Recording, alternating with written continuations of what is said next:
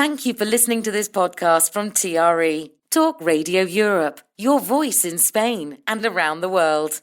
For more information, please visit TRE.radio. Discuss, challenge, inform, comment, Viewpoint on Talk Radio Europe. Giles Brown. Live comment and discussion with studio guests. Viewpoint. Good morning. It is Tuesday, the 12th of May. Welcome to Viewpoint Talk Radio Europe's discussion show, where we have a panel of guests discussing the issues of the day. No prizes for guessing what's front and centre of this morning's conversation. The Prime Minister facing a cabinet showdown as pressure mounts. 74 Labour MPs have called for him to resign. If you want to get involved with this morning's Viewpoint, give me your own viewpoint on something. It can be this issue. It can be something international, national, or even local. Maybe you've got a bête noire to get going as we head into another summer. Then these are the numbers to get in contact with me today on this morning's Viewpoint. To contact TRE, please call 952 78 4000. Email studio@tre.radio. Send us a WhatsApp on +34 645 99 67 95. Message us on Facebook, Talk Radio Europe Official, or tweet us at TRE Talk Radio. Let's have a look at the front pages of the papers there before we go any further. Dominated by calls for the Prime Minister to resign. Cabinet turns on Starmer is the lead on the front of the Times, while the Telegraph says time to go as the PM battles for his future. Sir Keir Starmer's premiership is in free fall, writes the Daily Mail. Meanwhile, the Labour Party is in open revolt. That's according to the I paper. The Daily Mirror says Sir Keir is in the fight of his life. The Guardian says, I should have played the theme from Rocky, shouldn't I? The Guardian says his grip on power appears to be slipping away. A flurry of resignations last night means we have a PM on the edge, reports the Daily Express. The FT is leading with the Prime Minister too. It says the past 24 hours have seen an escalating crisis. The Metro says Sir Keir Starmer's plan to nationalise British Steel was to appease his MPs. The Daily Star is comparing the Westminster drama with an episode of the TV show The Traitors.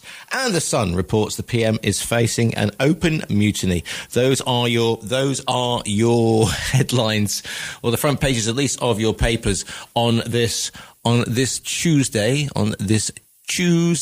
the 12th of May. Joined in the studio by my A-team. To my left, well, not really, but Alia Babapuri. Good morning to Alia. Good morning, Giles. Good morning, panel. And good morning, everybody out there. And good morning, Andres. I'm going to set the scene this morning. Good morning to you all. I am sitting here with a Labour Party coffee cup in front of me. Right.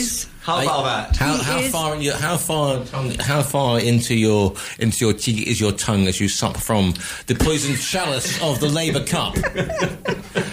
Good grief. Anyway, good morning to you as well. 952 78 4000. Well, I mean, it has been, because since we last spoke, we have had the local election results in the UK, and I know we've got the results coming up in Andalusia as well, the polling for that, which we'll come on to a little bit later on. But I mean, it was an absolute.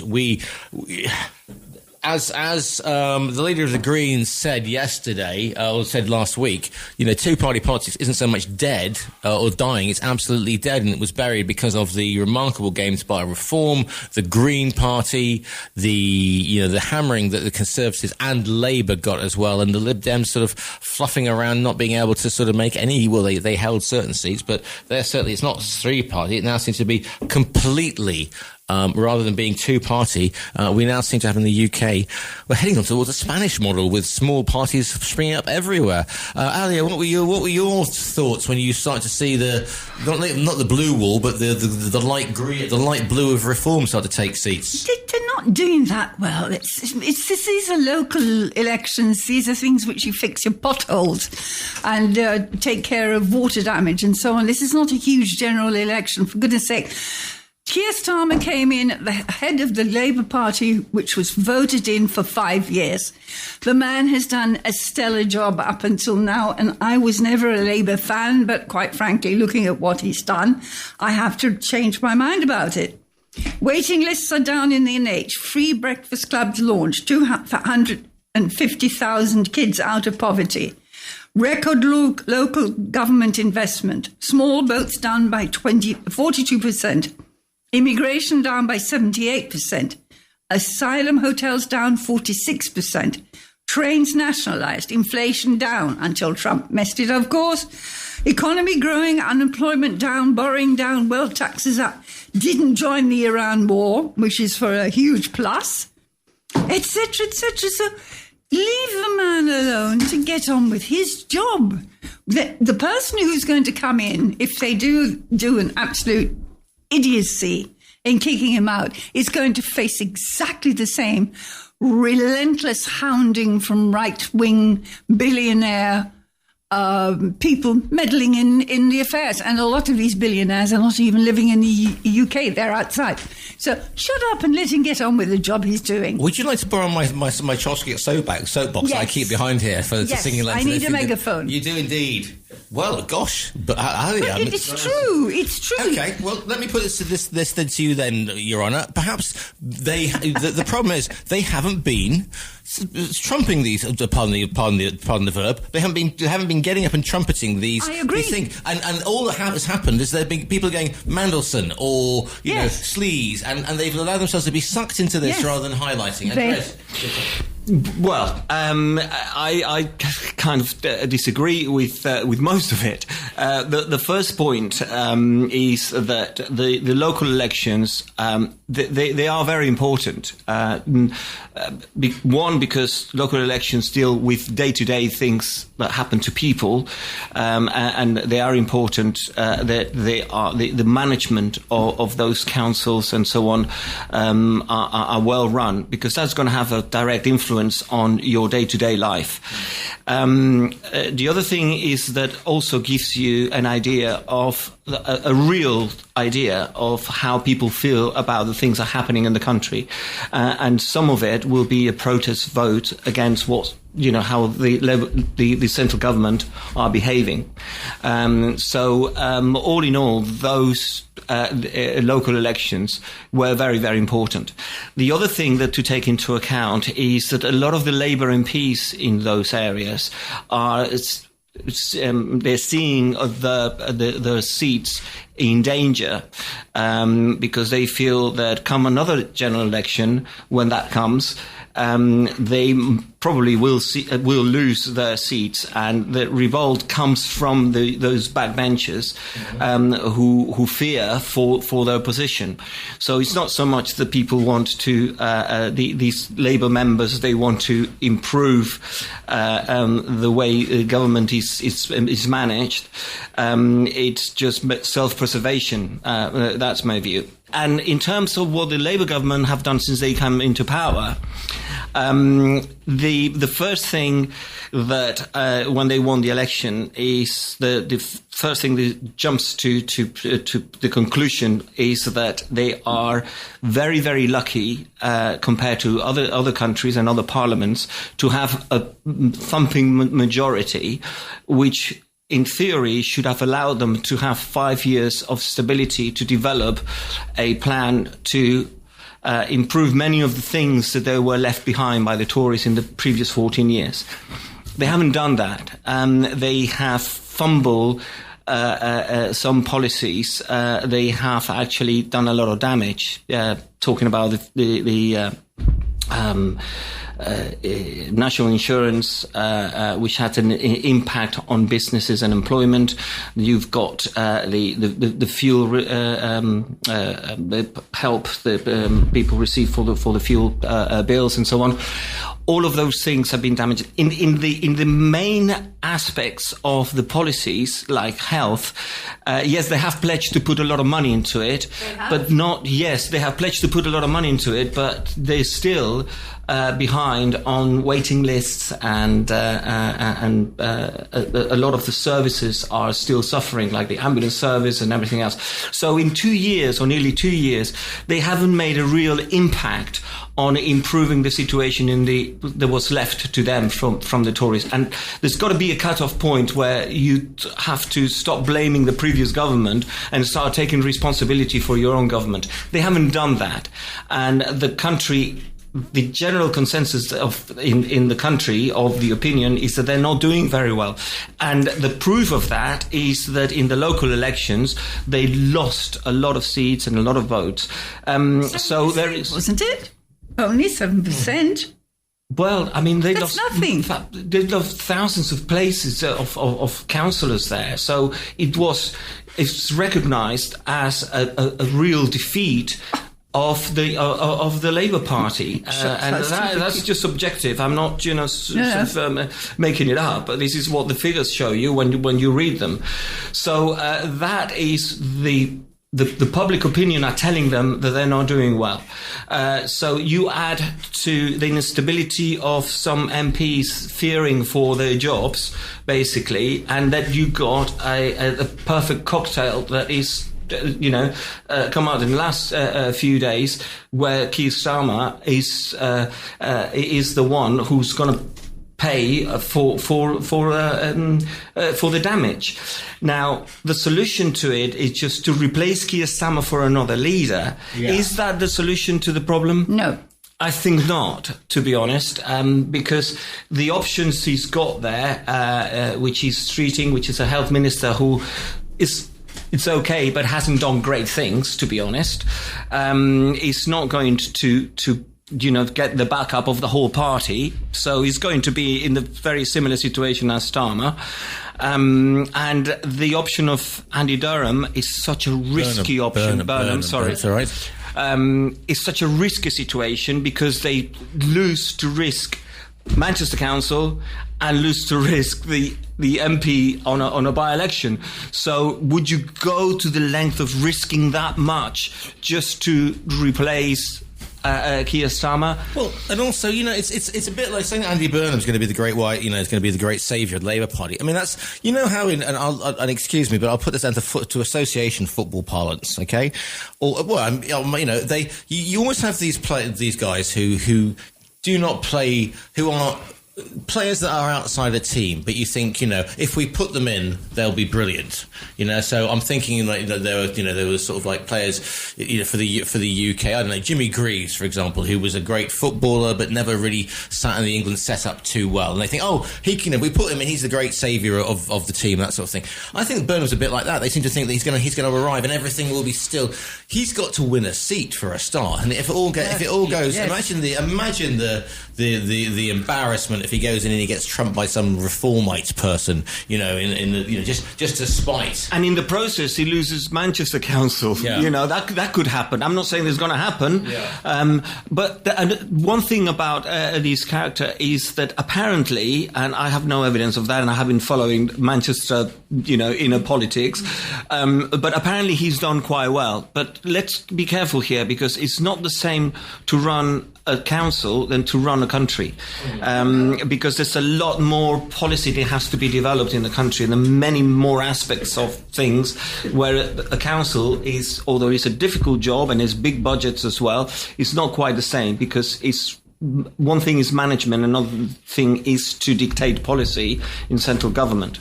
952 78 4000 is the phone number. This came in. This is from Tom Burgess, Taxpayers Allowance. He said, this is what Starmer should have said. My fellow citizens, bear with me. This is quite a long, lengthy one, but you can have your coffees and teas and whatever. For too long, politics in Britain has been dominated by caution, short-term thinking, and the management of decline. People have worked harder, worried more, and felt less secure. Millions of families who do everything right still struggle with housing costs, taxation, financial pressure, and a growing sense that the country no longer works for ordinary people. Britain cannot build a stronger future while so many people feel economically trapped, insecure, or left behind. And so today the government is choosing a different path, a bold path, a fairer path, not around managing poverty and hardship, but by preventing them, because the purpose of a modern economy is not simply to create wealth, it is to improve the well-being, security and opportunities of the people who live within it. Council tax is outdated, regressive and unfair. It punishes ordinary households, regardless of a real ability to pay. So they should abolish council tax for approximately 9 million lower and middle income households, those renting their homes, immediately reducing financial pressure for millions of families. At the same time, they should abolish stamp duty for ordinary homeowners and movers, because people should not be taxed simply for trying to move closer to work, downsize, upsize or build a better life. They also need to raise the income tax threshold to £30,000. If you're earning modest wages, working hard, contributing to society, you should not be taxed before you can comfortably meet the basic cost of living. It will increase disposable income for millions of people and restore a basic principle of fairness. Work should provide security and opportunity. And these should be funded fairly, not through austerity, not from borrowing, but rebalancing a tax system that has increasingly favoured accumulated wealth over work. They'll introduce a modern wealth tax on assets over 10 million and align capital gains tax more closely with income tax so that income from wealth is not taxed more lightly than income from work. It's not about punishing success. It's about restoring balance, fairness and social stability. However, they should also provide dignity, end mass homelessness in Britain.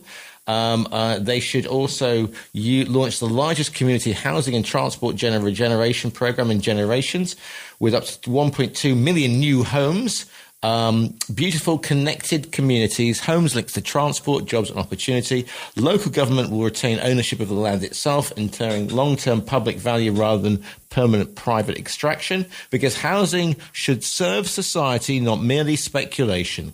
And also, they must renew democracy. Britain is no longer a two-party country, as I said before. People increasingly feel unheard and unrepresented. So government should be bringing the process of introducing proportional representation, ensuring that Parliament more accurately reflects the voices and choices of British people, because democracy functions best when people believe their vote matters. At the same time, they should start on a new House of Parliament, one fit for modern times and the multi-party society, and deal with the House of Lords. None of it is small. None of it is timid. However, Britain has never moved forward through caution alone. Britain built the NHS. Britain rebuilt after the war. Britain created great institutions because previous generations were prepared to think boldly about the future. Now it is our turn. I'm on my soapbox here. The challenges we face are real. So is the opportunity. So it's the opportunity to do this. Thank you very much for that one, Tom. Andreas, are you going to vote for me in the next local election on that platform? Yeah, you're thumping the desk. Yeah, the things you've read. I mean, there's so many things that you could comment on. You know, I mean, when he was talking about taxes, it's funny how I listened to a number of MPs yesterday. They were interviewed for television, Labour MPs. One of the things that struck me is that they asked a couple of them. They said, "Would you give your seat for to create the by-election?" So Andy Burnham, Andy Burnham can sort of fight the by-election too, and they both of them said no, which is I was quite surprised to see that they, although they thought it was a good idea, yes, but not me, someone else do it. And the other thing that it was quite interesting, and that is linking it to this article, is one of the MPs. She was asked, what would you do differently if Keir Starmer was to go? Mm-hmm. And the recipe for success in the UK said, I would tax the rich and nationalise certain infrastructures. And I thought to myself, what? What? I mean, is that a recipe for the solution of the problems of the UK? I mean, doesn't even scratch the surface. First of all, because the rich are already taxed in the UK. It's a progressive tax that exists there. What there is in the UK is in the UK and other countries in Europe is loopholes where some big corporation and big fortunes can manage not to pay what they're due, but you don't need to tax them more. You just need to collect what they are supposed to pay. It's not a question of scaring them off to go away from it. It's just basically to get them to pay what they're supposed to be paying, like everyone else. That's one point. The other point is to all these nationalized infrastructures, like the MP mentioned the water. First of all, I mean, they haven't thought this through, because first of all, you would have to compensate the private companies who own the water infrastructure, and you would have to compensate them to take it from them to the tax. It's the taxpayer's job to actually use their money to do that. And secondly, you have to make sure that those services are run so efficiently that they don't need more tax money to cover the shortfalls. So they haven't thought this through. The reason why these infrastructures were privatized was to not to have a burden on the taxpayer, and the private companies, yes, they could run it, and if they made a profit, they would have to pay tax. So it wouldn't cost us money; it would cost the taxpayer and some an income from them. And they said, they're not run properly. Well, the terms of the licenses of these operators say that they have to provide a certain standard of service within a charge to the consumer that is bearable. You know, if they don't comply with those, the government can enforce them to do it, and that's what they're not doing. So a lot of the things that they are already in place. We just need to activate and make sure they happen how they're supposed to happen, like the tax and the efficiency of the services and everything else. I think if you're talking about the water, looking just at Thames Water Board, which is one of the biggest malfeasance possible, and other privatised companies everywhere. Look at the massive payouts that the heads of these companies get. And I think people are so fed up with having under-the-weather services, and yet on the other side, seeing these people getting huge amounts of money for doing absolutely nothing to bring them up to standard. That's a huge bugbear, Andreas. Yeah, but that's the job of the government to make sure that the service that they provide under the license that they have given them, it's satisfactory for the consumer, and for the taxpayer, which were the same. Look, Labour Party have got a huge list of things to go through, which were not done in the 14 years of the Tory role. And it's absolutely nothing. Sorry, excuse me. It's the lines we go. Morning, caller. You're live on TRE. What's your name? Where are you calling from? What's your viewpoint, please? He says with a smile.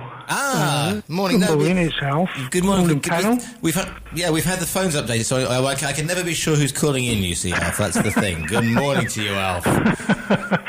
So you won't be accused of excluding anybody else? No. I'm completely blind. As if you ever have. Yeah, exactly. Well, anyway. So I mean, since we last spoke.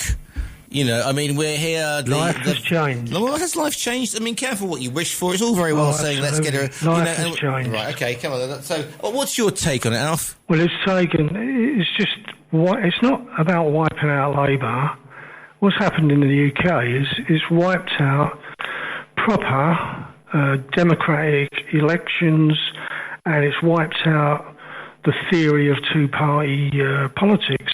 And I think people who live outside the UK, well, no, people who've never lived in the UK don't quite understand. It's never really been a two-party system, because the Lib Dems have always popped up every now and again and interfered. You know, we ended up with a coalition government in order that somebody wanted to get rid of the Gordon Brown Labour government. There's never been two-party politics in Northern Ireland. In Wales, it's singular. To be honest, Plaid Cymru until now have never really been on the scene. Neither has any other party. So it was a one-party state effectively. It was only when the SNP started to, under Alex Salmond, when they started to win the argument about a referendum for, separation, that the SNP became big. And then they didn't just become big, they became big. And the British people, and it wasn't about a Labour government, it was about an English government telling Scotland what they could and couldn't do. Yeah. So the reaction from the Scots was, well, we don't want any of them, because they're all English. None of them understand Scotland. Forgetting the fact that about 40 or whatever it was, 45 MPs were Scottish, including Gordon Brown, it didn't wash. It totally didn't wash. So you then come back to England, and since Farage set up UKIP, you've always had this four-party system. Farage and UKIP may not have won seats, but they certainly disturbed the electorate. They certainly disturbed the number of people who are voting. And I've said this, ever since 2024, when Labour got elected, they didn't get elected on this wasn't a Blair wave. I mean, I worked for the party for the Blair wave, and that was everywhere. We had the election, and it was outstanding. People just came from everywhere. This time, we had fewer votes than the last election, fewer votes than at any time since, I think, who was it, Callaghan? A long way ago, with fewer votes. So it's not voting, they've not voted in a popular party.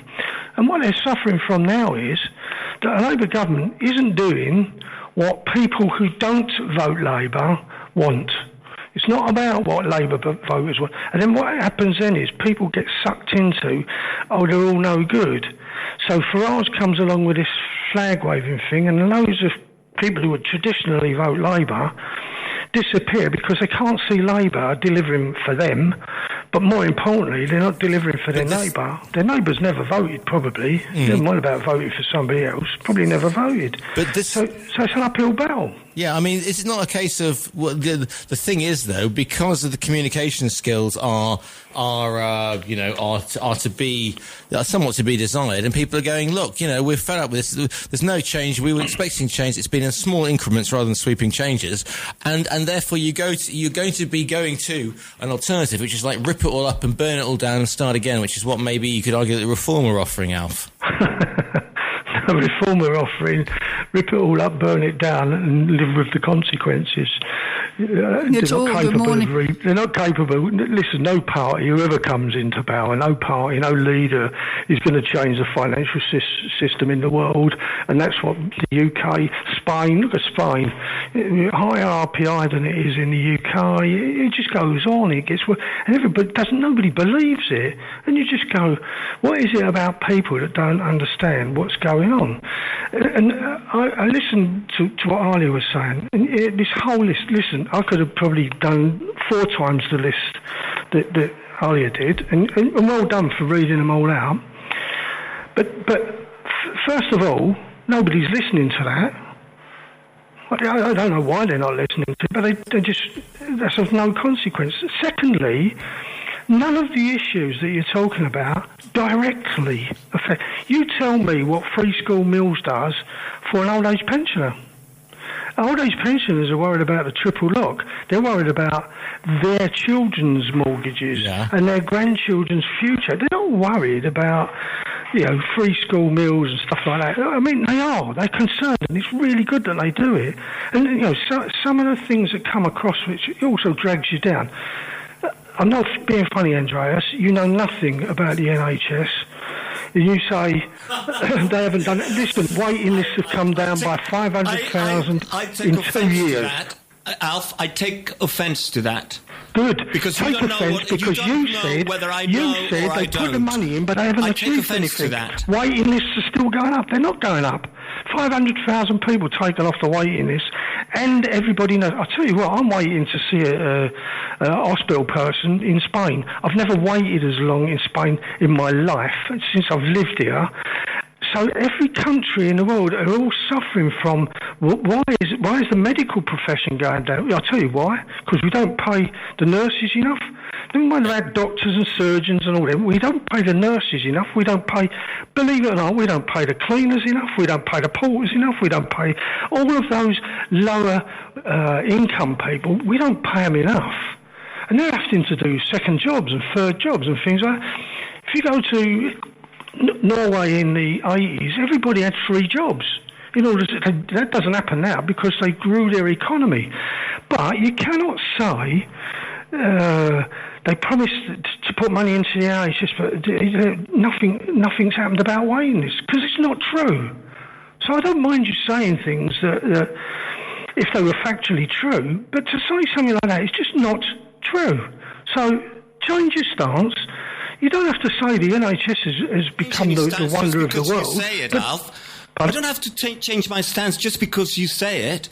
I have my opinion. I express it. You express yours. Absolutely, but you it doesn't matter. You can disagree with me, but don't tell me what I know or I don't know, because you have no right to tell me that. You cannot tell people what is not true. It is not true. The waiting list of nothing's happened on waiting lists in the NHS. 500,000 people less on the waiting list. Go and tell that to the people in Britain who are waiting for hip operations and stuff like that. This isn't heart surgery level. This is basic health provision. 500,000 people off of waiting lists. The main thing at the moment is that obviously he's having this crisis concert. 76 Labour MPs now calling for him to resign. I've got some new adverts to bring in here. So, cut to the chase. Do you think he's going to go in the next week? I think it's reached. What do they call that with the seesaw? The bit in the middle, the pivot. It's reached pivot point, not tipping point. It's reached pivot point. So at the moment, it's balancing. The scales are balancing, because even if they get their 80 odd, it creates there will and must be an election for a new leader. No, it's not a new leader. An election for a leader. But that doesn't stop Starmer, who automatically would be on the list of candidates.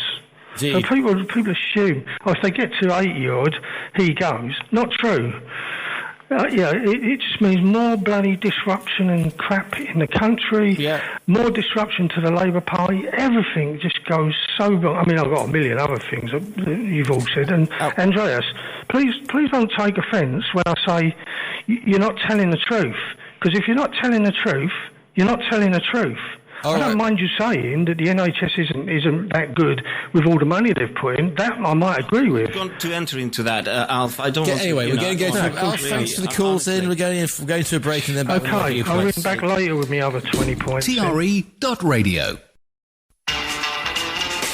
Viewpoint with always live, always lively. No, we're not asking where Count Binface has gone, but thank you very much for that indeed. Larry the Cat he's not moved out, so we know. Right then. Good show. To the WhatsApps we go, should you wish to get involved with this morning's Viewpoint. Always live and always lively. These are the numbers. To contact TRE, please call 952 78 4000. Email studio@tre.radio. Send us a WhatsApp on +34 645 99 67 95. Message us on Facebook, Talk Radio Europe Official, or tweet us at TRE Talk Radio. If you'd like to send some sort of healing crystals or CBD oils or any sort of like Tibetan gong things to show, the singing to calm Andres down after that. Because, group hug, everybody? Are you right? Yeah, I know. Slamming the desk there, like, I don't know, like, do you ever hear Michael Heseltine swinging the mace around the House of Commons? It was something, you remember this. This is before TV was in the Parliament, thank goodness. But Tarzan himself... I know it sounds like an advert for a car maker, but you have to live life with passion. Now, that wouldn't be a Chinese car, would it? Of course. Stop criticising my Chinese car. I'm so happy with it. Exactly. Ebro used to make trucks, used to be a river. Tractors. Yes. They're made in Barcelona. Well, assembled in Barcelona. Yeah, yes. So there is a news story. Patriotic side. Patriotic duty to buy Chinese. Yeah. You little Mossad agent, you. Right then, moving swiftly onwards. 952 78 4000 is the phone number. Lightening the whatever. To the WhatsApps we go. Good show as always, Giles. This is Paul from the People's Republic of Manila. Good morning, Manilva even. Good morning to you. I'm sure we have listeners in the Philippines. Good show as always. When you're a lady guest, that'll be you, Alec, says that Starmer hasn't lost much in the recent election. Starmer has lost the whole country of Wales and the whole country of Scotland, and obviously has to go. Meanwhile, thank you very much, David. David from Kettering says, I'm doing a great job, keep it up. Meanwhile, good morning, Joes and panel. That's me. You're the panel. I'd just like to say, and I'm Joe. Joe's bar. I was wondering. Joe's bar, but I would just like to say I don't think Starmer should go. I know he's not a favourite of mine, say the least, but he is what he is, and we need stability. But I find it sad, though, that there's people who are saying what the state the country's in places like Essex, other counties are available, and other things they voted for Brexit, but it comes up as that's been spell checked as breakfast. Voted for breakfast. That would have made more sense. Brexit dominates. They bit the bullet and go for a referendum. Give the people a referendum on rejoining. And if that doesn't work, then kick him out. No more referendums, for goodness sake. Meanwhile, Alfie and his olden day politics. Fight back, Andres. There you go. That's from one. Meanwhile, Paul. Good morning, Paul. Sorry, this is going to be a long one, so brace yourselves. Local election losses when the PM didn't resign. Thatcher, 1,066. Major, 2,018. Blair, 818. Brown, 321. Cameron, 405. May, 1,134. Johnson, 485. Sunak, 747. Doesn't say what Truss was, but anyway, she did, didn't she? The political media is in full bloodlust mode. Oh, I like that. That's very good. The political media in full bloodlust mode and wanting to feed off a seventh prime minister in 10 years. When do journalists stop reporting on facts and try and drive the narrative? It doesn't matter who the prime minister is. The media will just continue to attack. Starmer is far from perfect. Made some stupid mistakes, i.e. winter fuel allowance, Mandelson, etc. He's not a natural communicator, and his communications team are... His communications team are somewhat south of SW1TE. His stance on the EU is neither one thing or the other. He wants to be close to the EU but won't cross Brexit red lines, which comes across as dithering. Meanwhile, he's far from the incompetent PM he's being made out to be. He's a management style by committee. 2 years in, and 60% of the Labour manifesto is delivered or on track. By the way, total waiting list early 2026. NHS total waiting list 7.22 million cases, fallen from a peak of 7.7 million in 2023. Meanwhile, Francesca's come in. Chill, Andres, we love you. And then sent a picture of kittens. There you go. There you go. If that doesn't make you happy, look, you feel better now? There you go, you see. Thank you, Fran. Thank you, Francesca. Old school friend. And yes, it was Michael Heseltine. Yes, it was Michael Heseltine who sprung the mace bend, as we called him Tarzan. Due to that last comment, I'm going to deal with digging up my veg instead of listening to some. Okay, thanks very much for that. One more quick break, and then back with more Viewpoint. You're listening to Talk Radio Europe. Viewpoint with Giles Brown. Always live, always lively. Joined in the studio by Andres Gallardo and Ali Babapule. Ali, you have something to say. I was just thinking about, the clown saying that Starmer is the worst PM ever. But then just think about Cameron, who was the one who sold out the country with Brexit, then ran away. May, the one who said no deal is better than a bad deal and failed to implement anything. Johnson, who was the one who lied constantly, hid in fridges and allowed thousands to die unnecessarily during Brexit and caused havoc. COVID. Truss, the one who crashed the economy in less than a month, and Sunak, and I can't even find anything that Sunak did. So if you put all of those 5 clowns, which were in the government before, and you're going on about Starmer and the Labour Party doing a bad job, I'd much rather have the Labour Party plodding on and doing what they're supposed to be doing and doing the manifesto, which they said they would do and are doing, than that lot before, because it was a disaster. Now, just breaking news. The Minister for Devolution, Faith and Communities, Meta Fanbullah, has quit and sent a letter of resignation to the Prime Minister. She's urging Sir Keir Starmer to do the right thing for the country and the party and set the timetable for an orderly transition. So, you're shaking. Yeah, unbelievable. These people are supposed to be behind the Prime Minister. It's the party that got voted in. He's trying to do a job of work. Not only voted in, but they've got a vast majority in Parliament. So they should have, you could have foreseen a 5-year of a stability in government. Yes. And being able to develop a lot of changes to the country for the better. After 14 years of, especially the last few years of the Tory government since Johnson, they were disastrous. You would think you could only do better than what has been there. But the end result, I know you're sort of praising all these achievements and so on, and some of them are, when the immigration reform came out with Mahmoud, I remember saying this program, I think that his plan is really good. I think I cannot fault it, So they have, but it's not only one thing. They have to deal with all of them. And if you look at the welfare bill, it's gone up and up and up. The credit rating of the UK is dropping down. So the interest you pay on your debt, which is accumulating since Starmer got to power, it's more and more. So I mean, it hasn't performed as well as you would expect for a party who hasn't been in power for 14 years and who's got a thumping majority in Parliament, where they have really the muscle to reform and to improve things in the UK. They haven't done that, and that's where they're at that. That's why we find this situation where the people who go to vote, I'd have to say the participation was only 31%, which is pretty low. But nevertheless, the people who went to vote decided to vote against what the Labour Party stood for up to the point of that election, since they won the general election.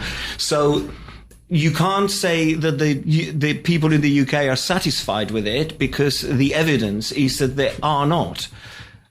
They're playing into the hands of reform. This is exactly what this is. The big winners of all these is reform. You're absolutely right. They are laughing. If the UK turns around and gets Starmer out, they would have had 6 PMs in 7 years. The previous 6 PMs covered a 36-year period. And the current situation cannot be led, at Starmer's door.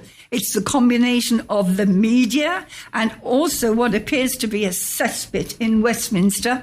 And I absolutely agree with that. Cesspit? A cesspit. I'm coming back with my cesspits. Okay. I like cesspits. Right, okay. Cesspools also. Indeed. Forget.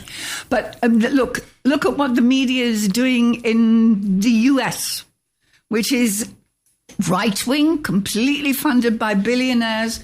And the same thing is happening in the UK at the moment. And this is all a huge, tremendous cesspit. It's a mess. And it shouldn't be put at Starmer's door. He wasn't the one that's kicked all of this off. It was from before. And I'm not a Labour voter. I'm stuck bang in the middle of everything. But quite frankly, I think this is just a witch hunt. I think it's against the man. By his own party. Oh, very much so, which is what I don't understand. As I said at the beginning, they're fearing for the position, and they're acting now before it's too late. But what they are doing is just throwing the country into chaos. Totally. By creating this crisis in government, which could end up with Keir Starmer being ousted and replaced by someone who hasn't got the full support of the party anyway. So it's a situation where there's no winners here, and you can only blame Starmer and his government for being in that position, because they shouldn't be in that. That's what I'm trying to say, that they shouldn't be in that position, because they've got enough power that they are so lucky to have that. Many governments, I mean, if you look at the composition of other governments, look at Italy, look at Spain, look at Portugal, look at all these countries where they haven't got that kind of majority. They shouldn't be in that position. They should be developing a plan that gives, and with enough time, 5 years, to really make a difference of a new Britain. And they're not doing that. And that's clear for what we see on every day. I mean, you talk to people with businesses, they're struggling, you know. They cannot hire new people because of the cost of hiring people now. You're looking at, you know, all of these things that are happening around, and this disenchantment generally. You talk to any English people, I do talk to English people a lot, and they haven't got any confidence in the future. You know, I mean, of course, a lot of it has got to do with the cost of living, which part is, you can't blame Starmer for that. Right. But really, they are disenchanted with the country, and the general feeling is that things are not going well. And it shouldn't be like that, because they have the opportunity of a clear path to make real change. What I think, isn't Lisa Nandy supposed to be the media person for the Labour Party? Communications. I'm not sure. I think so. Well, if she is, she should get out. And they should bring me in because I'd do a better job. Right. Maybe you're right when you all those achievements that you read earlier on. Yes, people don't know about. They haven't been communicated rightly. And I mean, the school meals, for instance, I know that the Alf was saying that doesn't affect the pensioners. Well, it doesn't, and it does, you know, because pensioners might have grandchildren who could benefit from that. So all the policies, directly or indirectly, affect everyone. And so all of those are important. And they haven't been communicated those things properly.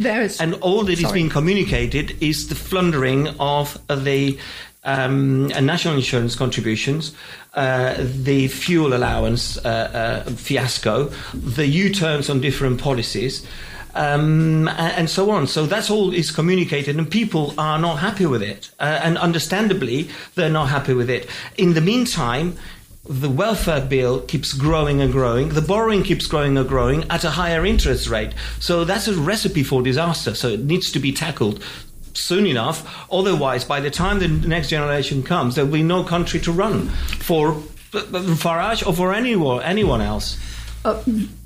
You're making good points there, Andres. I was looking at just now, there's something called Threads, which is a very good social media platform. Excuse my voice, I've got problems with dust again. Yeah. And I looked at the UK Labour post. There's not one single post on that. And yet, if you look at Threads, the British people who are commenting are practically all screaming, why is the UK Labour Party not putting this out in social media like it should be, hammering it everywhere? Any gains that they're doing, anything which they're doing properly? Nothing. No, zero. David Dinsmore, by the way, Permanent Secretary Director for Government Communications, former editor of The Sun, amongst others. But he's been very, very, that is from the Government Communications Service. Well, he's doing a lousy job. He's doing a lousy job. I'll let him know that you said so. Please do. Yeah, 952 78 4000 is the phone number. studio@tre.radio is the email. He's listening anyway. He's listening in. Well, they're all listening in. I'm just, there's always going to be one minister who sort of goes, look at me, I'm going to be the first to try and bring him down. I just think Undersecretary is a bit of a... I don't understand this, Giles. We talked about social media and the impact. They don't even have a plan for that. There's no exit route for these things. The first thing you do as a political party is to get your manifesto out to the public. I've done this. We didn't do that very well. We're doing this at the moment, etc., etc. So that Joe Blogg down wherever he's living understands that. And it's not been going out. It is horrendously bad. Yeah, there's no exit route on all of these with Starmer. You know, I said, let's get rid of Starmer. Let's put someone else. There is no someone else decided yet. So there's got to be a contest there. The contest of the people who are in place are not going to get the full support of the whole party. So you could be in this situation next year. You get a new, let's say, get streeting, just for argument's sake. In a year's time, you could be in the same situation where half the party wants him out because perhaps he's not performing as well as he should, so they risk their MPs' positions, and they don't want him there anymore. So it's just, if you get into that, if you take that route, you might not get out of that. Right then, we are going to the end of the first half of Viewpoint, back after the national and international National News.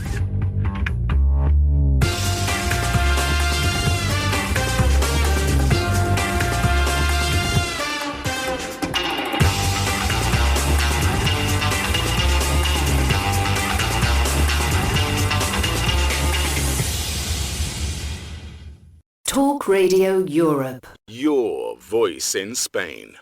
Discuss, challenge, inform, comment, Viewpoint on Talk Radio Europe. Giles Brown. Live comment and discussion with studio guests. Viewpoint. Always live, always lively. Welcome back, second half of Viewpoint with me, Giles Brown, joined by the A-Team, Andres and Aria, this morning. We've been talking all things cabinet related. Dan, it looks very lovely in the UK. I mean, to be in London when the sun is shining, but it looks very lovely. I'm not. Studio. No, you're looking at the background of the studio of Sky News. I think I can tell that's because last time I looked, you see, look, Giles Wilkes is on It's there. always sunny in that studio. Yeah, but last time I looked, there wasn't a giant sort of rhomboid hanging over the shard. But meanwhile, unless I've got my meds mixed up and gone wrong again this morning. But looking at the ministers arriving at cabinet meeting. Morning to you, Richard, who said Keir Starmer signals he will not stand down. Tells the cabinet the process for challenging a leader has not been triggered. There's several other people that have been triggered, and speculations that there's a real economic cost for our country and for families. To the lines we go. Morning, caller. You're live on TRE. What's your name? Where are you calling from? What's your viewpoint, please? Good morning again, Giles. Oh, morning, Alf. I'm going to be quick, promise. Okay. First of all, this is... I'm not being funny, Andreas, but you do say things, and sometimes you have to be commented on. Labour didn't lose thousands of council seats. The forecast by the media was that they would lose 2,000. They lost less than 1,500. So it's not as bad as what they said, but it's still bad. What did happen, though, there was a complete sea shift. Remember, though, these are local elections. Less than 40% of the population vote in local elections. The figures will all be out at some stage through Wikipedia or whatever, but less than two-fifths 31%. It's of the already been country. published. Pardon? 31%. They get published. Yeah, all turnout figures get published by ward, let alone by council. So they're all published, and they will be, but they obviously have to compile them first. The second bit is, of course, the 2024 intake of MPs feel vulnerable. They were vulnerable before the 24 election as to whether they would get elected. There was no landslide, as we keep saying. Most of those MPs won by very, very small majorities because of the first past the post system. If we ended up with, the Spanish system or any other system of proportional representation, we would always have a hung parliament. It would never be anything different. Now, there's pros and cons to all of that, but in my view, first past the post ain't good enough. Whatever proportional representation comes in has got to give a majority party the rule, and somehow or other. I don't understand how, but so there's a real complication. Was it don't wish what you don't want? Careful what you wish for. Yeah. And then, secondly, you have to understand, because you said it twice, Andreas, you have to understand how the Labour Party works. It's called a broad church. It's called a broad church for a reason, because we have every political faction under the sun in the UK come into the Labour Party. They came into the Labour Party because the parties that they are associated with, like the Communist Party, would never get elected. So you have lots of communist-y type people, lots of Marxists, lots of whatever, socialist campaign. I heard the woman say on the telly last night. So what happens is, yes, it's a massive majority. I've worked in six local authorities where there have been massive majorities. Where I live, People's Republic of Newham. I worked in Greenwich, which I turned into the People's Republic of Greenwich. And the first thing you know is that the larger the majority brings a bigger opposition, usually internally. In Newham, it was the Marxists, militant. They got involved. A Labour MP defected. That didn't help. Right. But it wasn't about, and if you look at all the election results, Labour haven't lost loads of seats to the Tories. They haven't lost millions of seats to Reform. What they've lost to is the Greens.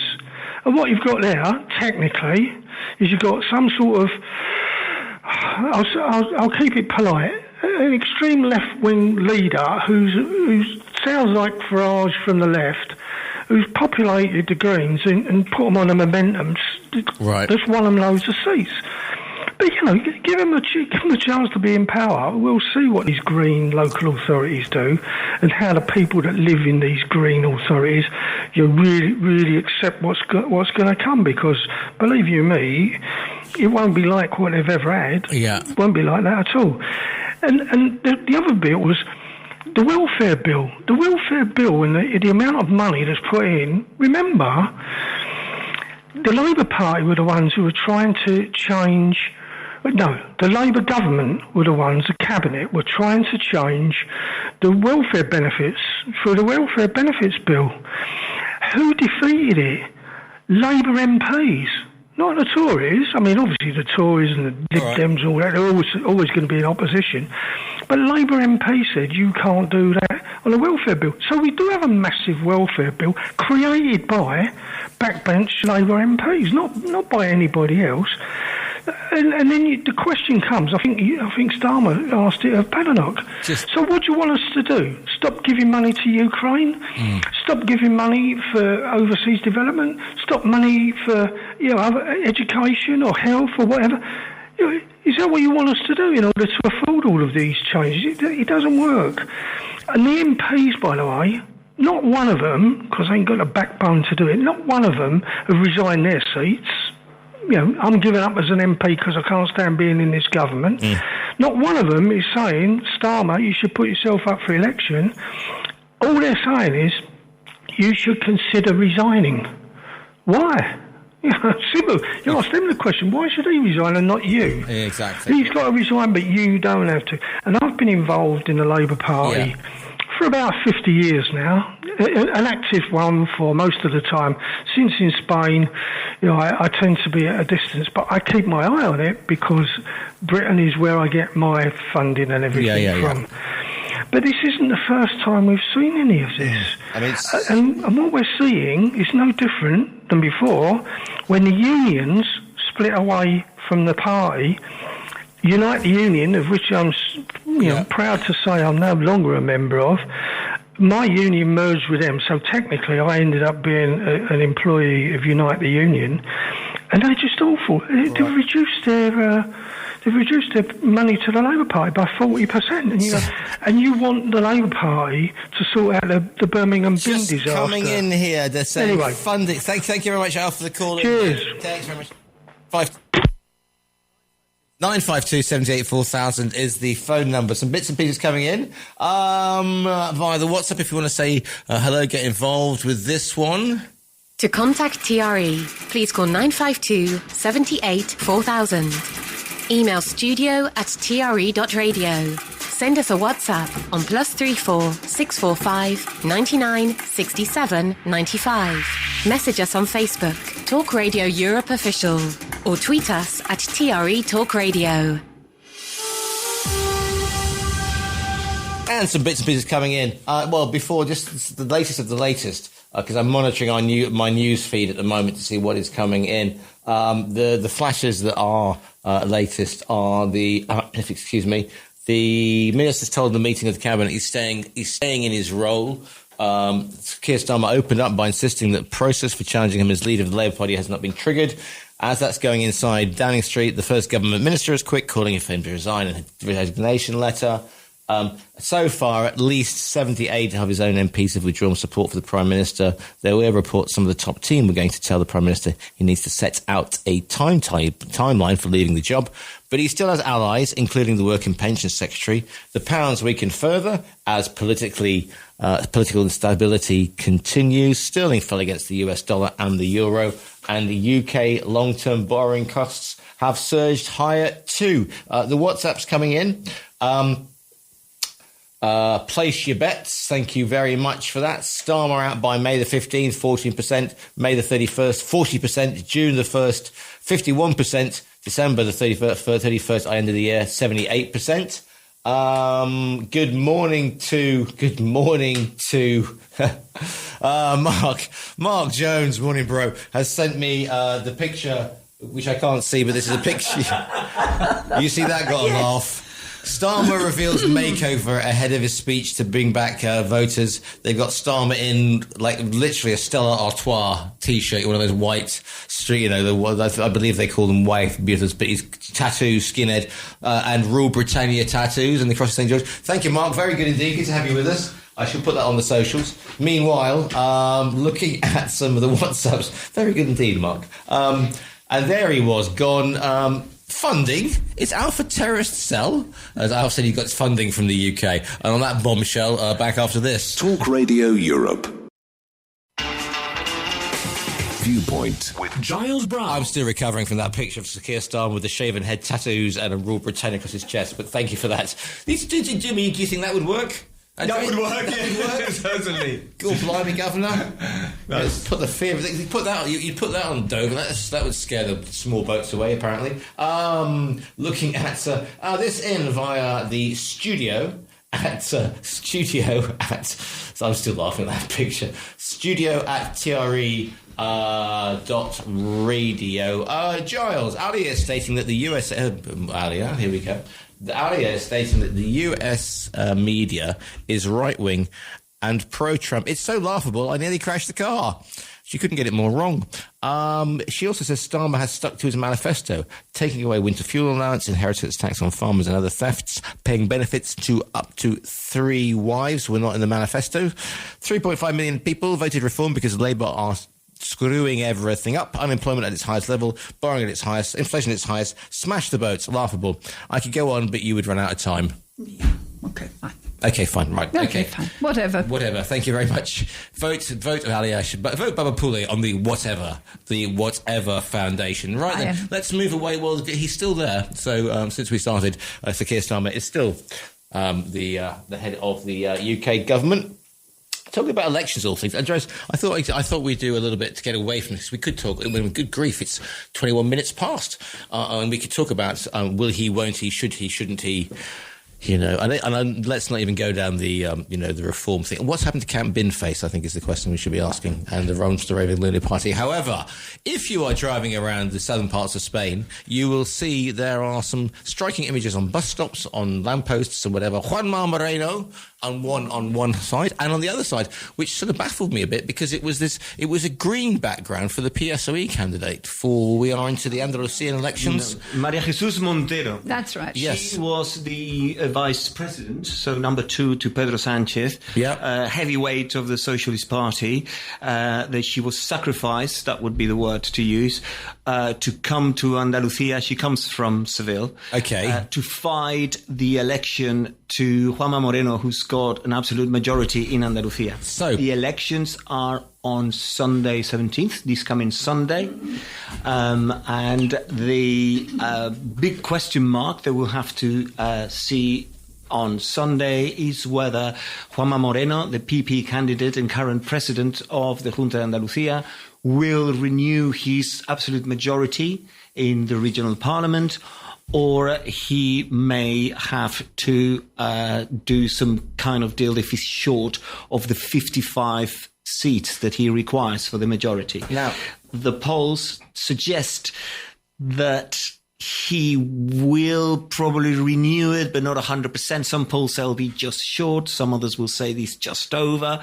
It looks on Sunday is going to be nail biting, I think, to see whether he wins or not. But that is a reflection of how the country feels on the performance of the central government, because this is the fourth regional election that we're going to have. The previous three have been won by the Conservative Party, the PP. In those, none of they haven't reached the majority for themselves, so they had to do a coalition or a pact with Vox, which is our Spanish reform kind of party, and then some. And that's created a lot of a debate on some of the government agreements that they have signed with Vox, because some say that he's racist, some say that he's, is not progressive enough, if you like. But for some other people, they don't mind. They seem to the way that it should be. However, that gives you an idea. Very similar to the UK, that when you come to regional elections and local elections, like the case in the UK, people are casting the vote and showing the disapproval of the party in government. So we'll see what happens on Sunday. It'll be, as I say, nail biting, because until the last minute we will not know whether Juanma Moreno has got the majority that he wants, or might be a little bit short and have to do a deal with possibly Vox. Here's the thing, though. I mean, it's quite incredible that if you consider the way that the political landscape of Andalusia has changed in the past 20 years, because this is the region that gave us the first socialist prime minister, Felipe González, Sevilla, etc. The PSOE. It has always been up until 20 years ago, Andalusia had been a socialist heartland, and that has changed completely now. If you look at the way that, we're talking about the Costa del Sol strips, and let's not even go back about Jesus Hill. But what I'm saying is all the Costa del Sol, for example, is very much Partido Popular. We've got María Ángeles, you've got Jesus. García Urbano? Yeah, as well. Yeah. It really... And De La Torre in Malaga. Yeah. So it's been... Malaga has been a stronghold for the PP for quite a while now. But Andalusia as a whole has been a stronghold of the PSOE for... I think it was 36 years, something like that. I don't know the exact... Well, as many years as Franco was in power, put it that way. Yeah. Because of its rural, agricultural past, etc. Yeah, it's supposed to be like a more working class, if you like, society, which tends to vote to the left. And it's been the stronghold of the PSOE. It's always been Andalusia. They lost that, and they lost that on the back of a big corruption scandal where the European funds that were supposed to go to the unemployed were misused and used to buy votes from in different regions, and people misusing the money for other things like cocaine and prostitutes. So that was a big scandal. One of my favourite chapters of the Junta Andalusia has to be the cocaine chauffeur who, every day they go into the office for about 3 seconds and then go out and because they were setting up ghost companies to siphon off money that was supposed to be put into parachute companies. It was absolutely disgusting, for companies from the European Union, and high-ranking officials in the old Junta Andalusia set up little ghost companies, phantom companies, so they would collect that money and then they go off and use it for various research and development projects. Yeah, that was a big scandal, and that was brought the 30 odd years of government down and gave the alternative to the PP and Juanma Moreno. What's happening is that Juanma Moreno is quite a level-headed guy, is a liberal, but very well balanced, and he's done good things. He's done a good government, and it's a guy who will proof of that is that he will probably renew his majority, which I think it will be in general. It will be a good thing. Could you argue he's had a good year? Because obviously we've had these devastating floods that took place throughout. Two things. A, the flooding that we had around, around welfare, head ethic, etc. And then the tragedy of the train crash up between Granada and Cordoba. I wouldn't call it a good year. Well, you know what I'm saying. But he's had to manage two things that were very, very difficult in terms of how many people were impacted by it, and secondly, all the media attention and how efficient everything had to be. I think he did well. He was everywhere all the time. He was close to people. The emergency services did their job. There were in the floodings. There were no casualties. He was there, but he was there front and centre, wasn't he? He was everywhere. He was unbelievable, everywhere. And he was really concerned. I mean, someone hugging the mayor of Henneth, for example, and I don't like politicians when they go on a stage and cry. But when he did, I saw it was so genuine that I think that it impacted me, and I thought this guy really feels for what's happening, and it was nice to see a genuine expression of feelings from a politician. I think he handled it very well, actually. But it's a completely different thing. I overheard a conversation between two tourists where I had to interject. They were absolutely adamant that Malaga was the capital of Andalusia. And they got so angry when I said, no, it's Sevilla. And he said, what do you mean it's Sevilla? I said, no, it's Sevilla. What's Sevilla. Right, okay. I said, it's Sevilla, and that is the capital of Andalusia. No, it's not, it's Malaga. Anyway. People in Malaga would like it to be the capital, but no, it's still. I don't think it's going to happen for a while, if ever. No, I don't think it will happen, and I don't think that the rivalry between Malaga and Seville, I think is a good one. It's a healthy rivalry, and both capitals and both provinces do very well. Having said that, Moreno's had its own problems during his tenure, because there was the big cancer scare.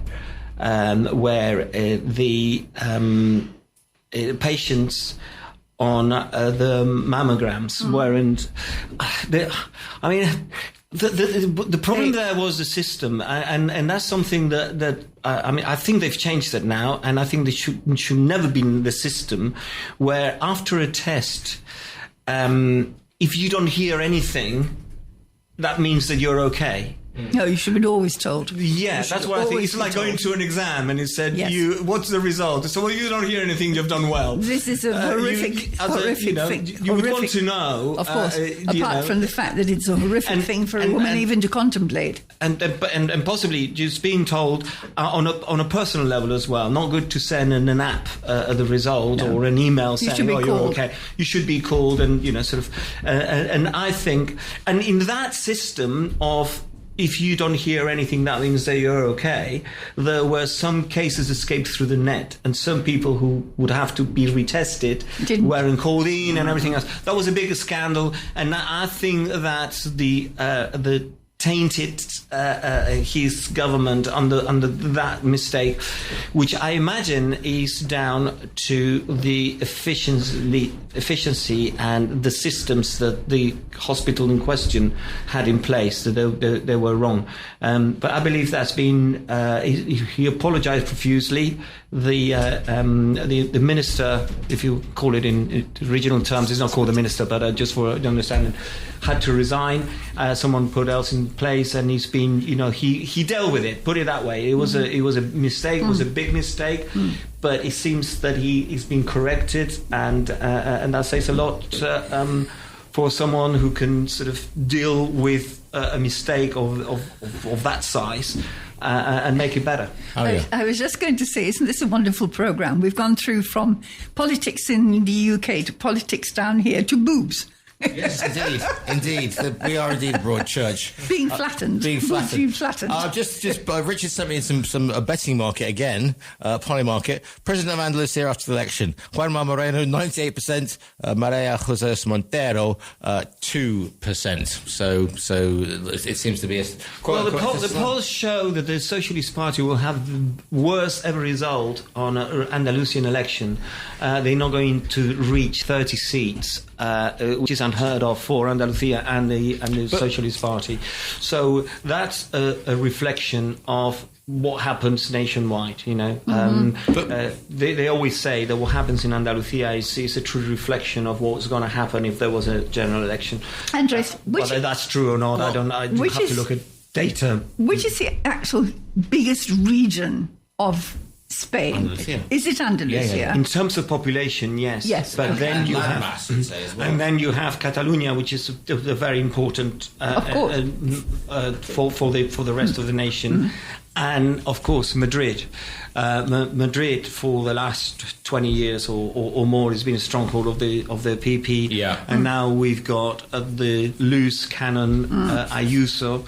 He's back from a trip to Mexico where she was making friends and influencing people. Yeah, but she was almost thrown out by the Prime Minister there. That's what I mean. Yeah. See, my tongue was so far in my cheek, it came out my right ear there. Yeah. But she was described by El País as the new Hernan Cortés. Yes. Right? Which, if you know your Spanish history, he's the original conquistador, you know, who took over, who destroyed Maya civilization, etc., etc. So, you know. So she's been compared to that What did she do? Mexico. I do think that trip was orchestrated to generate headlines and did to that, generate. right? Yeah. But unfortunately, not in the way that she wanted. Well, for their supporters, that's exactly what they wanted, you know, because she's portrayed to be the leader or the president of the Spanish community, going on official business to Mexico and being thrown out is just a claim to say, you see, the left wing doesn't allow for freedom and democracy, and they just like throwing me out. So it's just a little bit, in my opinion, a little bit of a publicity stunt. But she came up against a very hard, you know, a woman who's having to deal, the Mexican president is having to deal with drug cartels on one thing, unemployment, a World Cup coming up, a northern neighbour who perhaps isn't the best one in the world. So to I'm being very polite, and then you've got Ayuso rocking up your doorstep. She's just going to say "Bete ya," isn't she? She's going to say all words to that effect in Mexicano, because it's like the last she wants to deal with is a woman who said during the pandemic, "Let them eat pizza." Yeah, but it's her own doing, to be honest, because I mean I know that she has to deal with all of the things that you said, and they're very serious things for the Mexican people and so on. But she lent herself to that situation with starting criticizing Spain and the time of the conquistadors and how bad Spain behaved with the indigenous people when they were there 100 million years ago. So I think that kind of rhetoric got everyone's back up, and there was no need for that. And as you say, Giles, she's got very important things to deal with, and not to, you know, look back at historical events that are not relevant in today's day, trying to get some kind of compensation for what was done during the Hernan Cortés year. Politicians tend to do that, don't they? They bring up these obscure things to score points with people or to make themselves look more relevant than they actually are. Yeah, but I mean, obscure thing. I mean, the basic wiping out of a civilization. Of course not. I didn't mean it like that, Giles. Imperialism has done a lot of damage throughout history. Go you know, away. the British, huge the damage, and the Spanish, of course. But how far back do you go? Exactly. Do we go to? Shall we claim that the Romans? Let's go to Melania and ask for compensation. What have the Romans ever done exactly. for us? Exactly. But you can't. You have to know history and learn from it, and that's what we don't do. We learn history, but we don't learn from history, and that's what we should do, rather than just going and trying to get some kind of compensation for something that happened. Jamaica tried to do that, didn't it? Jamaica tried to do that with the UK. What, sue them for? Yes. Well, they're all. I mean, they all try. They all try saying, "Oh, this is cultural appropriation." But how far? Or you have done this. And I don't know. I've only got 20 minutes. Let's not go down the slavery debate. But no. What I'm saying is, it's very easy for some nations to say, "Well, you did that to us, and therefore we want But how far do you go? Exactly. Are we going to say, "Well, I'm sorry, but Fernand and Isabella, you destroyed El Andalus, so Damascus would like, the Caliphate of Damascus was like this, that, the other. The Visigoths aren't very happy with the Caliphate of Cordoba because they invaded, so therefore, who knows what the Carthaginians are up to. They're very quiet. They're very quiet recently. The reason I say that we should learn from history is because, funnily enough, we commit the same mistakes that happened years ago, and it's a constant repeat of what happened. If you look at the 1930s in the 20th century, you see some similarities of what's happening today in the world, because we haven't learned from that. Although we know the history very well, or I'd like to think that people know history very well, it seems that it doesn't teach us anything, and it should. 952-78-4000 is the phone number. studio@tre.radio is the email. Ali, you're looking at me. You're looking at me because... I'm just smiling. You're smiling at me. I'm smiling at you. It makes me nervous, you see. It's always a very good, lively discussions we have. Well, he's still there at the time at 20 minutes. He is. Not you, Andreas, the Prime Minister. Andreas is still here too. He's here. Well, who's going to last longer, do we think? Andreas or the Prime Minister? We'll be back after this. Viewpoint on Talk Radio Europe with Giles Brown. There you go, just showing Andrea's kittens. Just keep them quiet. You see, there you go. Look at the come. Yeah, that's lovely. That's lovely. Thank you, Francesca. Yes, indeed. Yes, nearly 80. Well, nearly it hasn't. The number of MPs hasn't changed. Starmer says he expects the cabinet to get on governing. West Streeting accused of launching a coup. PM will hand Farage the keys to number 10 if he stays, says the Labour MPs. You gotta love the Labour Party. Load of rubbish. He's not going to hand the keys to Farage. Well, they've got 3 years to sort this out, because that is the term that they left, and they still got that majority in Parliament. So, but if they don't sort it out, it could well be that they give the keys to number 10 to Farage, and that wouldn't be good news. Larry the cat would leave in disgust. Meanwhile, let's just go more. Yeah, that'll get you. Just looking at. I want to go back to that point about Andalusia there, because we're talking about this. I mean, is it a marker? Do you think that Juan Moreno maybe will be setting a marker up for future run at the ultimate job as well? Don't you make that signal at me, Andres? That is a good question, because if you think about it, the way he is, because Sanchez has been doing all the. No Eurovision Song Contest, God, we've had, Spanish national who was kidnapped or who was allegedly detained and tortured by the Israelis, etc., being returned because he went on one of those flotillas to go and give out, to break the float, one of those sanction busting, whatever you want to call it. So Sanchez is very good at getting the big picture, putting two fingers up to Trump, etc. But when it comes to actually nitty-gritty, as we've said before, it's very easy for a politician, and you have to look at Keir Starmer, to do the international thing. The hard thing is the nuts and bolts of governing, and perhaps Moreno has shown himself being at least able to do that because of what's been going on. I mean, I'm not saying that Andalusia says, well, Andalusia is not in the Eurovision Song Contest this year. To the first question, could Moreno be the leader of the Conservative Party for the whole of the country? Yeah. Of course he could, but there are little things that make me think some leaders are very charismatic in the region, but not necessarily appeal to the rest of the country. If you think about because the picture in Catalonia or the Basque Country is very, very different. Yeah, they're not going to get a lot of support there because PP never gets a lot of support in those regions. But in some other areas, may not have the same appeal that he has here. It's the same with Ayuso. When people said, "Oh, Ayuso should be the leader of the PP," she's the leader of Madrid. Yeah. She has a lot of appeal in Madrid, but if you go to provinces, she doesn't get that kind of support. So I think Moreno would be better than Ayuso if Feijóo had to be replaced, which there's no signs that he's going to, but if he had to, I think Moreno would have more appeal for the rest of the country because he's very much in the centre. He's a guy who's capable of talking to the central government. They had that agreement in Doñana when there was a problem with the water and everything else. So he went there and talked to the minister, and they, he was a guy that you can negotiate with, and then you can get agreements with. Approachable. It's very approachable. I think that it would be appealing for the rest of Spain, but not necessarily. So as a party, they have to be careful. First, there is no intention, I think, of the current leader to be ousted at the moment, because he's leading in the polls and he is winning elections in the regions where there are elections, and there's been 3 and the 4th one in Andalusia. So there is no reason. This is Partido Popular, you're saying, rather than... Partido Popular. Because they've had this Extremadura, Aragon y Castile, etc. That's right. So, I mean, they're doing well. Why change the leader? I don't think there is a need for that. If they don't manage to get a good result in a general election, maybe they have to consider to renew the leader. And I think the name of Juanma Moreno could be in the mix.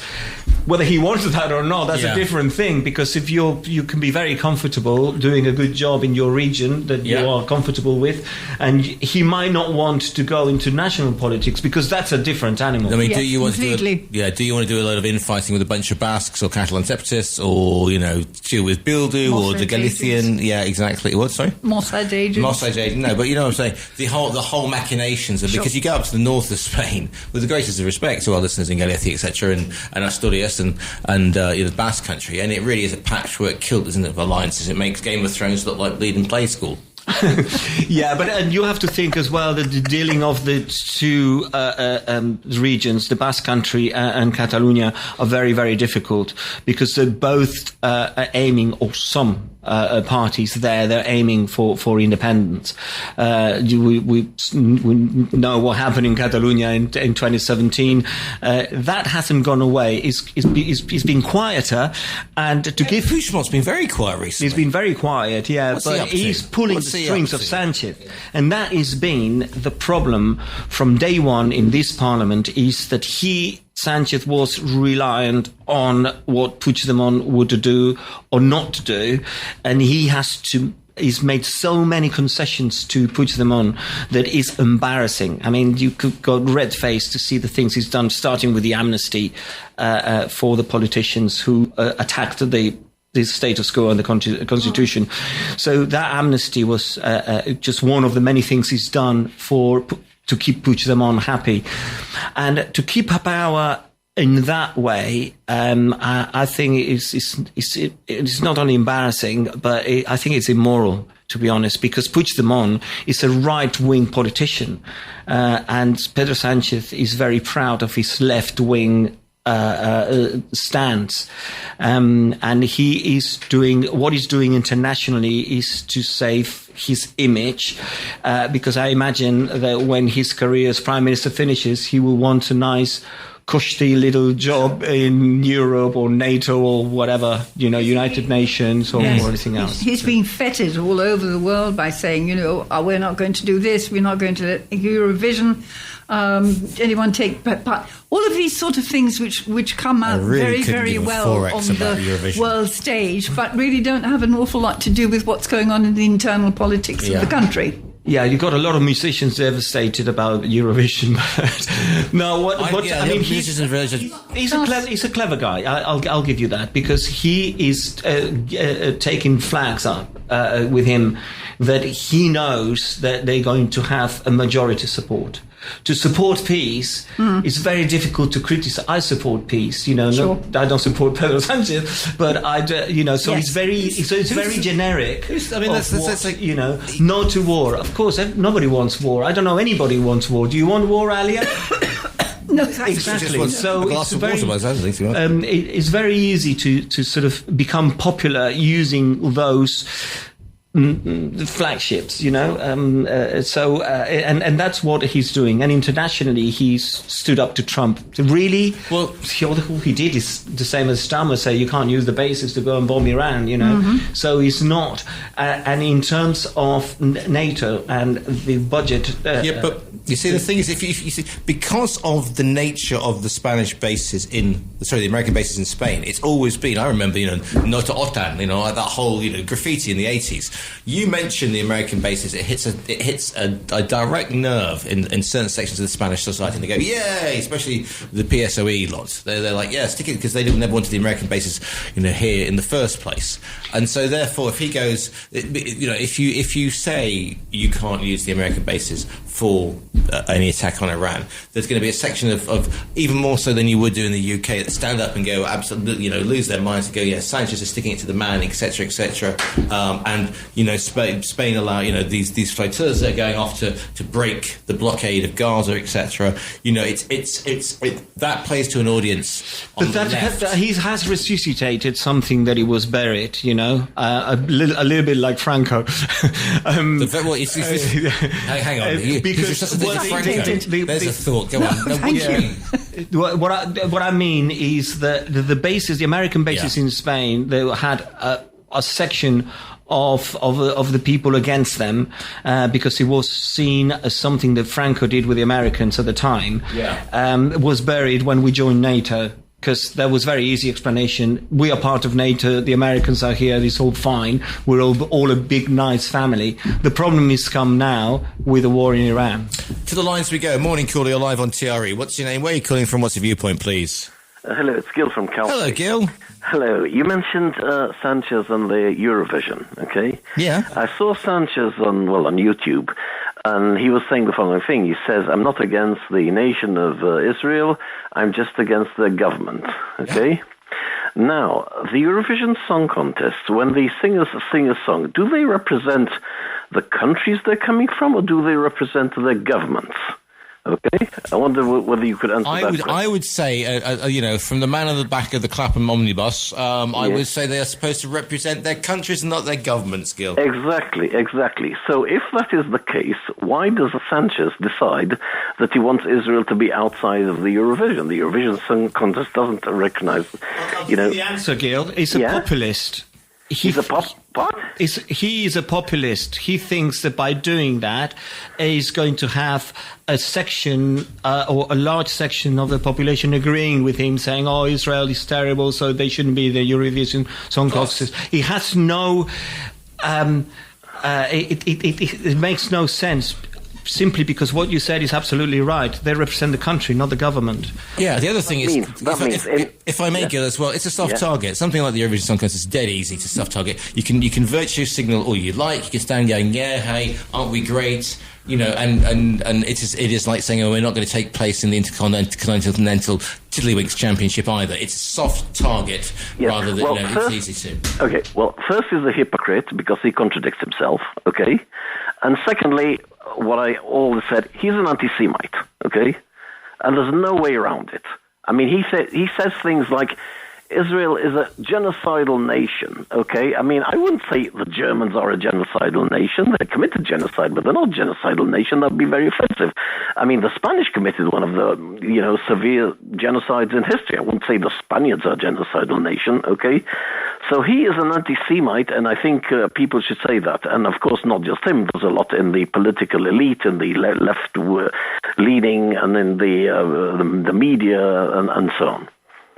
Okay, right. So, but you could say that there's always been an anti-Semitic feeling, throughout Northern European, Southern European history. So, yeah, get that one. I get yes, that completely. But nowadays, it's more or less the extreme left. It's moving to the more moderate left. I know that in America you have anti-Semites on the right, like Tucker Carlson and Candace Owen and Nick Fuentes and so on. Okay, but that is that is a relatively new phenomenon. It's mainly on got some questions coming in here saying, well, the thing is, Gil, is the fact that Israel shouldn't even be in the Eurovision Song Contest because it's not in Europe.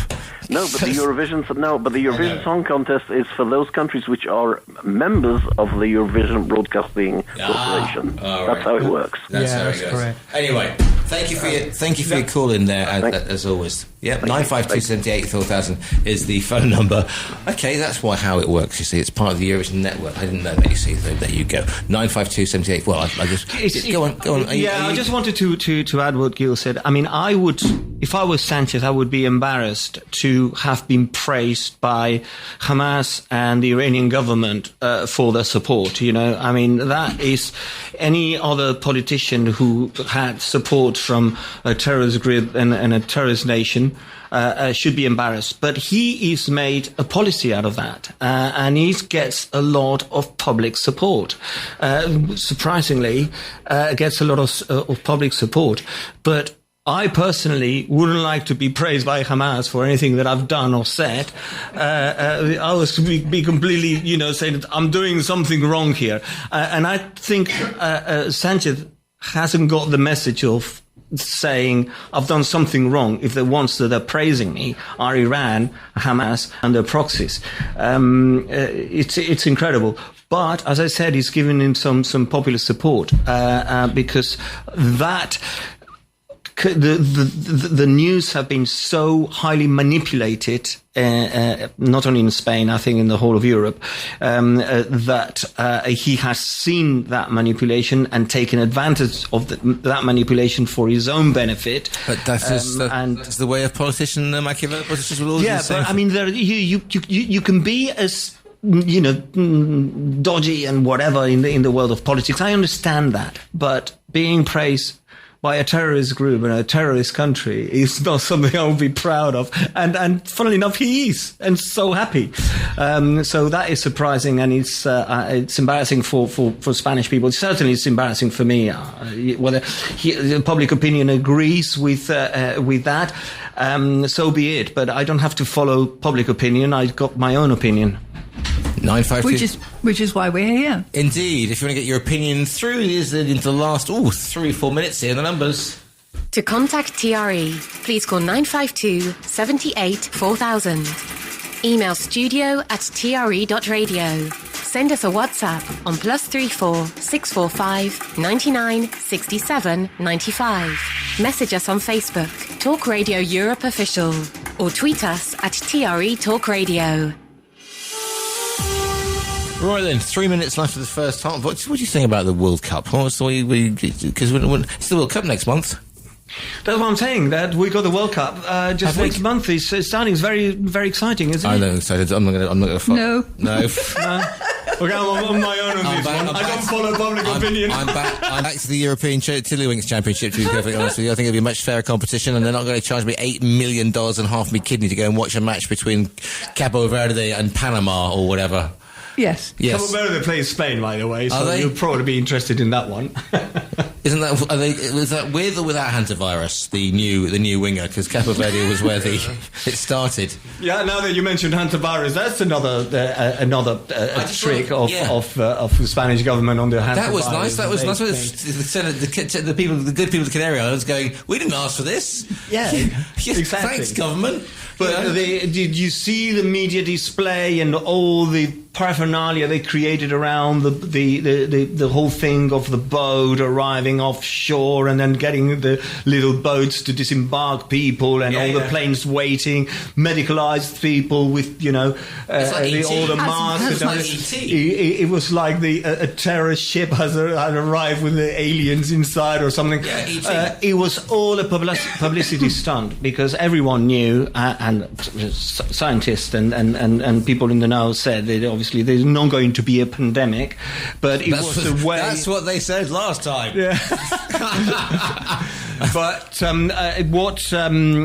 what they did was a display to show how good we are in Spain and how human we are, and we're helping these poor people on the boat, and we've taken all these precautions, so we have spared the world from something terrible. Andres, it's a pure publicity stunt. Can I just again embarrassing? Because this came from the Antarctic, okay, and hantavirus, okay, from the Antarctic, the South Pole.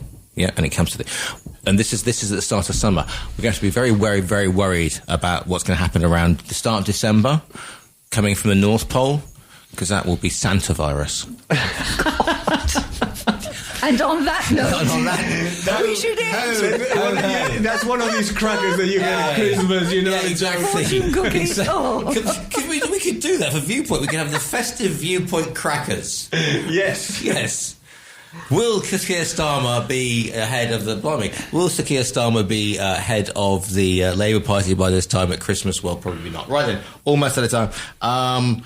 You're just getting a brickbat thrown at you for being a Mossad agent, by the way. And you haven't mentioned the Chinese cars as well to get your commission off them. Just want to mention a quick Chinese car thing. I'm delighted with my Chinese car. Yeah, nothing against Chinese cars, gentlemen and ladies. And whatever. Right then, almost out of time. It's been my pleasure and my privilege. We went from Santa Virus to Andalusia to the current situation in the UK. We are nothing if not a broad church, and I could not do it without you calling in or messaging in, of course, the lovely Alia Babapule. Thank you, Alia, as always. My pleasure. Great fun, as always. As always, and Andres Gallardo. And we've managed to get a Eurovision in the whole thing, which was brilliant. So thank you very much. You see, indeed, a broad church. This show will be repeated at 6 o'clock. I'll see you tomorrow, 8 in the morning.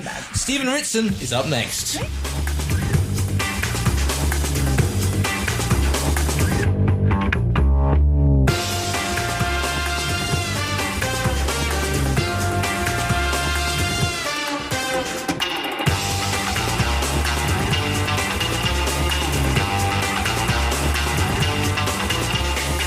Views expressed on Viewpoint by invited studio guests and callers do not constitute an opinion endorsed in any way by Talk Radio Europe.